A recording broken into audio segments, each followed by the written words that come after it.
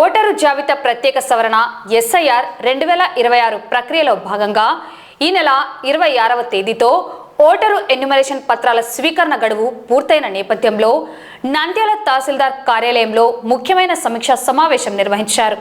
ERO Sivaprasad Reddy ఆధ్వర్యంలో జరిగిన ఈ సమావేశానికి పలు రాజకీయ పార్టీల ప్రతినిధులు, నాయకులు హాజరయ్యారు. షెడ్యూల్ ప్రకారం ఇప్పటి వరకు చేపట్టిన ఎన్యుమరేషన్ వివరాలు, సేకరించిన పత్రాల సమాచారాన్ని రాజకీయ పార్టీల ప్రతినిధులకు సమగ్రంగా వెల్లడించారు. రాబోయే రోజుల్లో ప్రచురించనున్న ఓటర్ల జాబితా వివరాలు, చేపట్టబోయే తదుపరి కార్యాచరణను వివరించారు. అర్హులైన ప్రతి ఒక్కరికి ఓటు హక్కు కల్పించడమే లక్ష్యంగా పారదర్శకంగా ఈ ప్రక్రియ ముగిసేలా రాజకీయ పార్టీల నాయకులు సహకరించాలని అధికారులు కోరారు.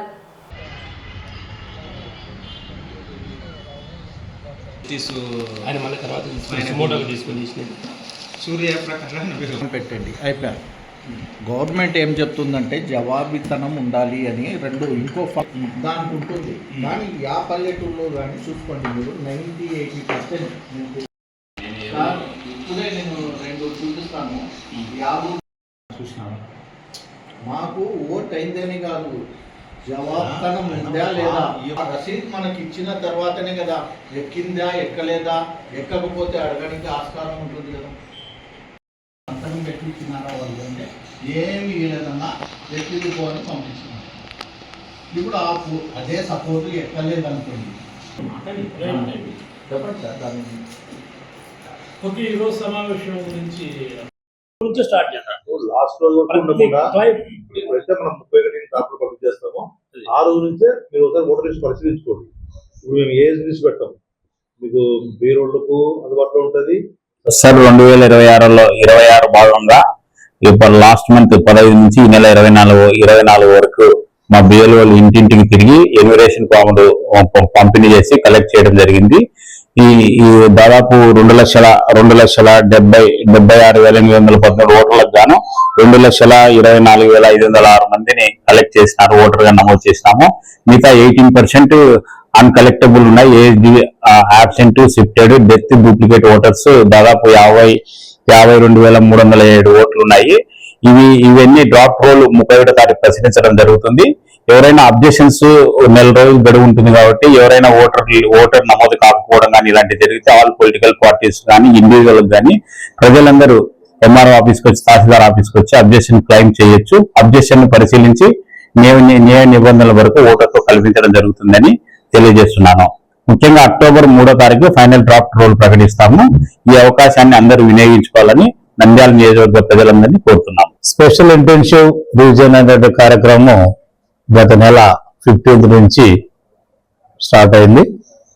ఈ నెల 24 వరకు జరిగింది. నియోజకవర్గంలో ఉన్నటువంటి మొత్తం ఓటర్లందరికీ కూడా ఫామ్స్ డిస్ట్రిబ్యూట్ చేసి వాళ్ళ దగ్గర నుంచి మళ్ళీ కలెక్ట్ అయ్యేటివన్నీ కూడా వాటిని అప్లోడ్ చేయడం అయింది. మిగిలినటువంటి కూడా అన్కలెక్టబుల్లో ఉన్నటువంటి కూడా అన్కలెక్టబుల్ ఏసీడీ కింద ప్రాసెస్ జరుగుతోంది. ఈ క్రమంలో నెక్స్ట్ క్లైమ్స్ అండ్ అబ్జెక్షన్స్ గాను ఈ నెల 31వ తారీఖున డ్రాఫ్ట్ రోల్ డిస్ప్లే అవుతుంది స్పెసిఫైడ్ ఏరియాస్లలో.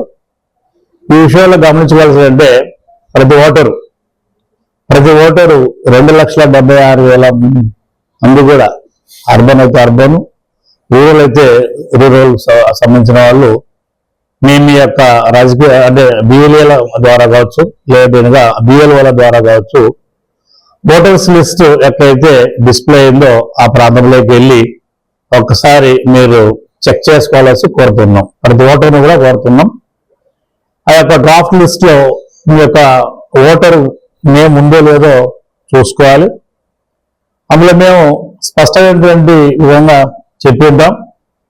ఓటర్గా ఉంటే కనుక క్లియర్గా చెప్తాం, లేనట్లయితే కనుక AC option, shift, death or duplicate ఈ కారణాల వల్ల అక్కడ రాసింటాం. ఇందులో అందరికీ ఒక గమనికండి, ఆ లిస్ట్ లో మీ యొక్క పేరు లేనంత మాత్రాన ఎవరు భయపడద్దు, ఆందోళన పడద్దు, కంగారు పడద్దు చెప్తున్నాం.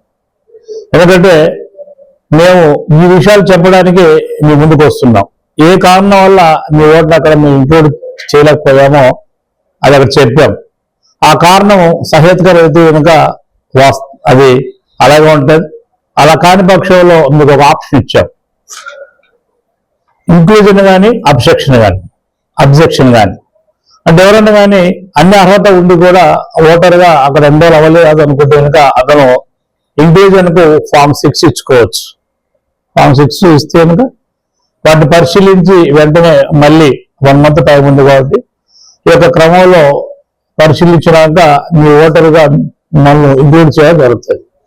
అదేవిధంగా షిఫ్టెడ్ ఉంటాయి, డెత్లు ఉంటాయి. దానికి సంబంధించి కూడా ఒకవేళ డెత్ అయితే కనుక ఫామ్ 7 ఉంటుంది.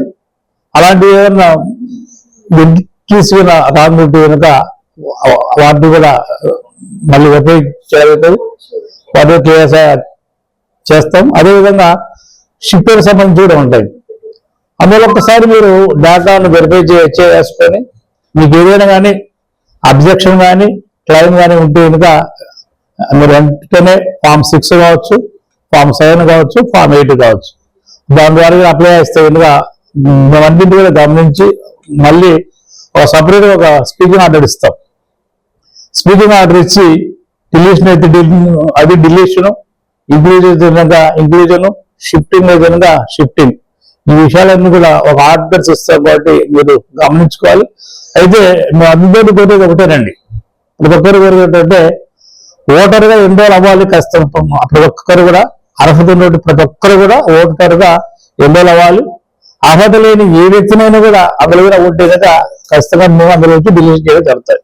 ఈ క్లారిటీ మీకు మాకు చాలా వస్తారు, అది ఉంటున్నారు కాబట్టి ఈ విధంగానే ఈ యొక్క ప్రక్రియ రాబోతుంది కాబట్టి దీన్ని గమనించుకోవాలి.